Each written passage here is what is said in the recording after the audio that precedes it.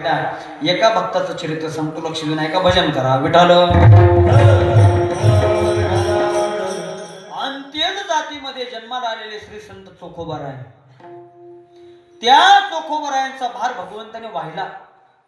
कथा अशी, नामदेवरायांनी त्या प्रसंगाचं वर्णन केलेले. चोखोबाची कांता अशी ती गर्भीन, झाले 30 पूर्ण 9 मास. चोखोबारायची पत्नी आहे, नाव तिचं सोयराबाई. लक्ष देऊन ऐका. चोखोबाराय म्हणजे कोण आहे? चोखोबाराय संत आहेत. बर, चोखोबारायांचं देवांचं नातं काय आहे? तुमचं आमचं सर्वांचं श्रद्धास्थान कुलदैवत कोण आहे? विठ्ठल कुळीचे दैवत. महाराज, आपलं सर्वांचं कुलदैवत देव आहे, पांडुरंग परमात्मा आहे. पण त्या भगवंताचं कुलदैवत म्हणजे चोखोबाराय. कुलधर्म देव चोखा माझा,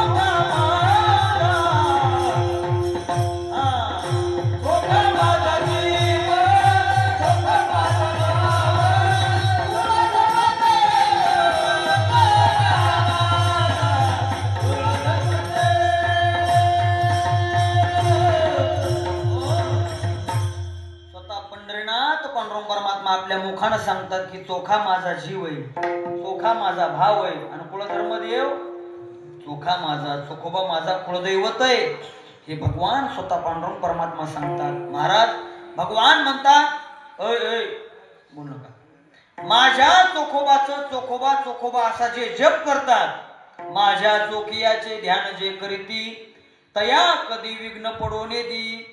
महाराज म्हणतात, माझ्या चोखोबाचं जे ध्यान करतात, चोखोबा चोखोबा नावाचा जप करतात, भगवान म्हणतात मी त्याच्या जीवनामध्ये संकट येऊ देत नाही. इतका चोखोबारायचा अधिकार आहे. प्रसंग असा आहे, चोखोबारायची पत्नी सोयराबाई. लक्षात घ्या, सोयराबाई गर्भवती राहिलेली आहे, तिच्या पोटामध्ये बाळ आहे. या चोखा करीत विचार, कोण आयसा घोर वागवावा. असल्या घोरात कोण पडत? यात पडायला परवडत नाही. मग काय केलं चोखोबारायनी? न पुसता गेला बहिणीच्या गावा, आनंदे केशव आळवीत. घरी सांगितलं नाही, भजन करीत करीत निघून गेले. इकडं चोखोबारायची पत्नी सोयराबाई विचार करू लागली. 2 प्रहर झाले नयती भोजना, कांता विचार ना करीत असे. 2 वेळचं भोजन सकाळी आले नाही, दुपारी आले नाही. नेमकं माझे मालक गेले असतील कुठं? गावामध्ये शोध करू लागली. या गल्लीत बघ, त्या गल्लीत बघ. पण शोध करीताना संध्याकाळ झाला, पती माझा गेला कोणीकडे. त्यांनी विचार केला, जाऊन जाऊन कुठं जातील? भुगावला सप्ताह चालू आहे, गेले असतील सप्त्यात. इकडे विटेवरच्या मालकाला पांडुरंगाला चिंता वाटू लागली. अरे, माझा चोखा माझं चिंतन करतोय, तो विसरून गेलेला आहे. माझ्या पंढरीशी जाय आणि तो विसरे बाप माय. माझी या देहाची मज नाही चाड. हे भजनाचं फल आहे. विषयी विसर पाडीला निशेष अंगी ब्रह्मरस, हे भजनाचं फल आहे. असं भजन केलं पाहिजे.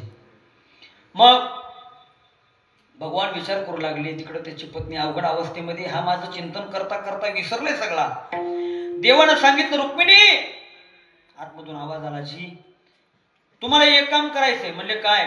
माझ्या एका भक्ताच्या बायकोचं बाळणपण करण्याकरता तुम्हाला जायचंय. रुक्मिणी माता म्हणली, देवा जमणार नाही. म्हणजे आताच्या रुक्मिणी डायरेक्ट नाही म्हणजे त्यात काही नवल नाही. देवा जमणार नाही, नाही जमणार. कसं काय? भक्त कुणाचा आहे? तुमचा आहे. काम कुणाला सांगताय? मला आहे. तुमच्या भक्ताच्या बायकाचं बाळणपण करण्याकरता मी तुमच्याशी लग्न केलेलं. देव म्हणले, जात नाही तर जाऊ नको, पण पुढचं बोलू नको. म्हणले, मी जातो. तुझं लुगडं आणि इकडं. रुक्मिणी मातेचं लुगडं देवानं नेसलं, चोळी घातली, कपड्याला कुंकू लावलं, नाकातली नथनी, नाकामध्ये नथ घातली, आणि विटेवरचा मालक अशा रूपामध्ये तयार झाला.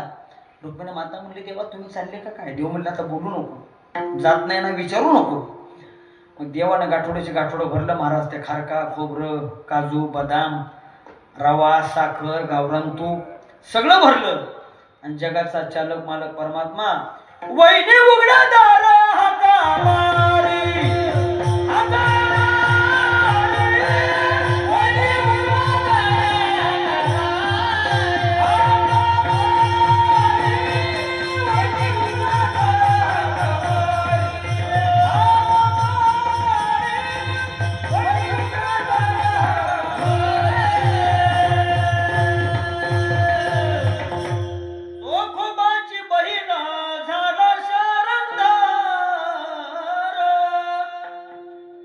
चाल उंच म्हणली त्याचं कारण हाक मारलेली आहे.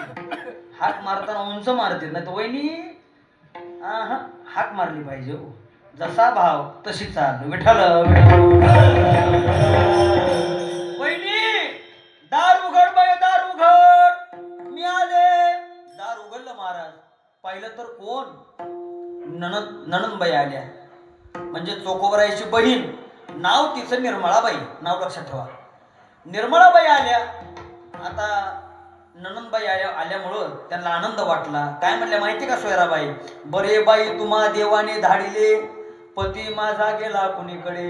म्हणले बरं झालं बाई तुम्हाला देवानं पाठवलं, माझा पती कुणीकडे गेला काय माहित. होता कोण? बोला की, होता कोण?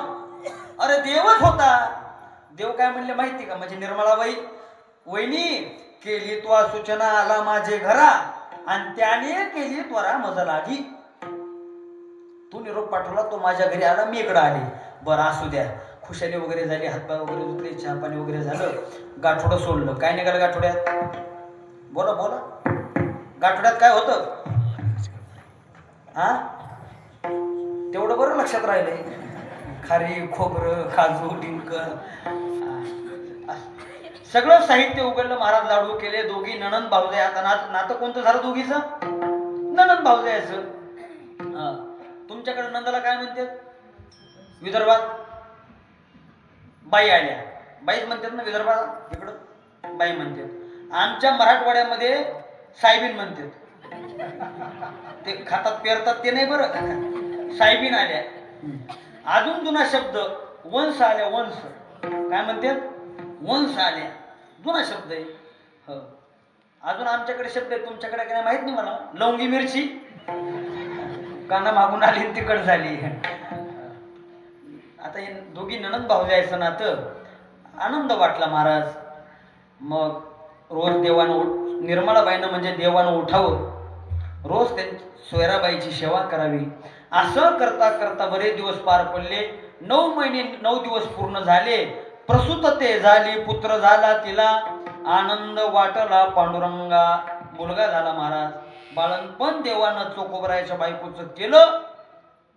ऐसा भक्तीशी बोलला, नीच कामे करू लागला. आपुले ते थोरपण नारायण विसरला. हो, काय चाले हे शरीर, कोणाचे असते, कोण बोलविते, म्या बोलविल्या, हे सगळं विसरला तो महाराज. कशा पुढं? भावाच्या भक्तीच्या पुढं तो विसरला. निचातली निष्काम तो परमात्मा करू लागला. मग रोज देवानं उठावं, सोयराबाईला नाहू घालावं. लावणी उठणे नाहणी येली तिला. शीन तिचा गेला सर्वांगाचा. सर्वांगाचा शीन सोयराबाईचा निघून गेला. रोज देवानं उठावं, त्या बाळाचं हागणं मुतणं बाळूती धुणं सगळी कामं देवाने करावं. सोयराबाईला चांगल्या तांदूळाचा भात, त्याच्यावर गावरान तुपाची धार, असं सगळं देवाने खाऊ घालावं. असं म्हणतात बुवा, बाळातीनबाईची लय मजा असते. मजा आहे का सजा आहे? जावे त्याच्या वंशा, हे प्रमाण नाही बरं. उगाच म्हणतात ते पाण्यातील मासा झोप घेतो कैसा. हे काय गाठ्यात नाही, ते माठ्यात आहे. बस तू का म्हणे अंगे व्हावे ते आपण. बस बस इतका त्रास आहे.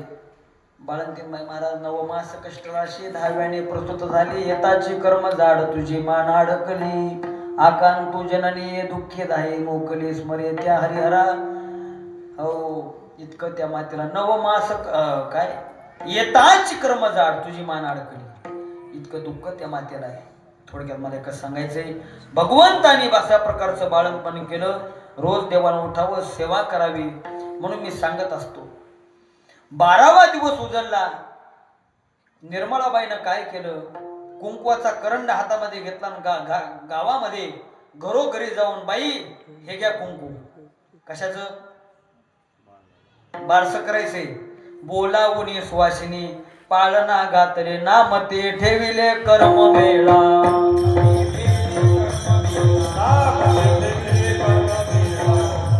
बाळाचं नाव कोण ठेवतंय? आत्या. नाव काय ठेवलं माहिती का? कर्ममेळा. म्हणून मी सांगू का, कर्ममेळा महाराज फार मोठे भाग्यवान होते देवा चोखोबरायचा मुलगा. कशामुळं? अरे ज्याच्या प्राप्ती करता योगी योग करतात, जपी जप करतात, तपी तप करतात, योग्याच्या ध्यानात जात नाही. योगी या दुर्लभ. असा दुर्लभ असणारा परमात्मा योगी याचे ध्यानी ध्याता नातुडशी, असा दुर्लभ असणारा परमात्मा. पण जन्मता बरोबर त्या कर्ममेळा महाराजांना स्पर्श कोणाचा झाला? कोणाचा झाला? देवाचा झाला. आपल्याला कोणाचा झाला काय सांगावं? गावातली म्हातारी होती का ते शिष्टदिनबाई होती देव जाणे. पण कर्ममेळा महाराज फार मोठे भाग्यवान महाराज. जन्मता बरोबर भगवंताची प्राप्ती झाली. बरेच दिवस पार पडले. निर्मळाबाई काय म्हणतात माहिती का? जाते वहिनी आता आपुल्या गावाला, रागे भरतील मला धनी माझे. वहिनी मी जाते आता निघून माझ्या गावाला. का बरं? 2 महिने झाले माझा नवरा माझ्यावर राग भरल. कोण म्हणतंय? देव. सांगा बरं याचा कोण नवरा आहे? हा सगळ्या जगाचा नवरा आहे. पण खेळतो येण्याची प्रसवाला विश्वत होतील सर्व होय. ओ काय महाराज देव नाटके महाराज. म्हणले माझा नवरा माझ्यावर राग भरल.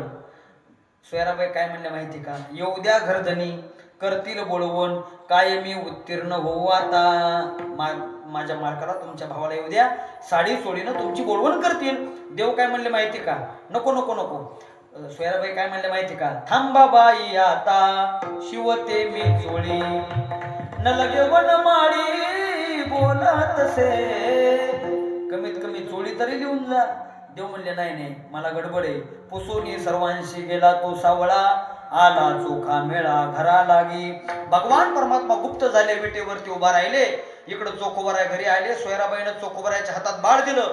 चोखोबराय म्हणले कोणाचे? म्हणले आपलं. कधी झालं? म्हणले तुम्ही तिकडे गेले, बाईसाहेब आल्या, त्यांनी सगळं केलं. चोखोबरायच्या लक्षात आलं मी सगळं विसरलो, मला माहित नाही. इथं आल्यावर माहित पडलं अशी अशी परिस्थिती होती. हे सगळं कुणी केलं? तर भगवंताने केलं. कशा करता? भक्ताशी संकट पडो निधी देव, घाली तसे धाव त्यांच्या काजा. त्यांच्या काजा म्हणजे कुणाच्या? भक्ताच्या. त्यांच्या काजा त्यांचा भार वाहे माथा. विठोबा रघुमाई. बोला बोला बोला.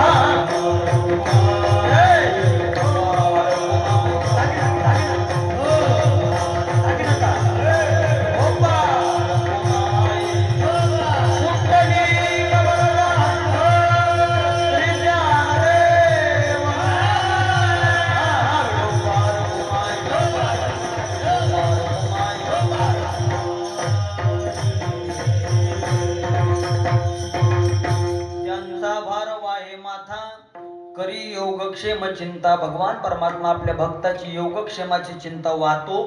प्रमाण सगळ्यांच्या पाठ. योगक्षेम त्याची जाणे जडभारी, वाट दावी करी धरोनिया. आपल्या भक्ताचं योगही वाहतो आणि क्षेमही वाहतो. आता कुठल्या कुठल्या भक्ताचा व्हायला चिंतन भरपूर आहे, पण मला आता विस्तार करता येणार नाही, वेळेची मर्यादा आहे. आणि तुमचं जरी म्हणणं असलं तरी मी 5 मिनिटं थोडं 10 मिनिटं वाढवायला तयार आहे. तुमची इच्छा असेल तर थोडं 10 मिनिटं. नाही तुम्ही जरी वाढवा म्हणले तरी मी वाढवणार नाही. तुम्ही म्हणाल का बरं? तुम्ही शेतकरी मी शेतकरी. जास्त दाट पेरलं की कणसाला बारीक पडते महाराज, म्हणून दाट पेरणे कधीच चांगली नसते. एवढीच योग्य आहे. थोडक्यात त्यांचा भार वाहे माथा, करी योगक्षेम चिंता. योगक्षेमं वहाम्यहं. गीतेतला श्लोक अनन्यास चिंतयन्तु माम ये जना पर्युपासते तेषां नित्याभियुक्तानां योगक्षेमं वहाम्यहं. भगवान परमात्मा आपल्या भक्ताचा योगक्षेम वाहतो. अजून काय करतो? महाराज म्हणतात बोलोनी दिवाट, करी धरुनी दावी नीट. यदा कदाचित तो भक्त जर चुकीच्या मार्गाने चालला तर भगवान परमात्मा त्याच्या बोटाला धरून त्याला काय करतो? योग्य रस्त्यावर आणतो. चरित्र सर्वांना माहिती आहे भक्त सुरदासजीचं, सांगून वेळ घेणार नाही. करी धरुनी दावी नीट आणि योगक्षेम त्याचे जाणे जड भारी. आणि त्याचा उत्तरार्ध वाट दावी करी, करी धरुनी दावी नीट. तिथंच आहे, नांदायची गरज नाही. त्यांचा भार वाहे माथा, करी योगक्षेम चिंता. अजून काय करतो? तर महाराज म्हणतात ते भक्त त्या भगवंताच्या करता काय करतात? तुका म्हणे जीवे अनुसरल्या एका भावे. आता इथं चिंतन असे, तुका म्हणे जीवे अनुसरल्या. अनुसरणे म्हणजे शरण जाणे. एका जीवानं एका भावानं त्या भगवंताला शरण गेल्यानंतर तुका म्हणे जीवे अनुसरल्या, तुका म्हणे भावे अनुसरल्या, त्यांचा भार वाहे माथा. ज्ञानेश्वर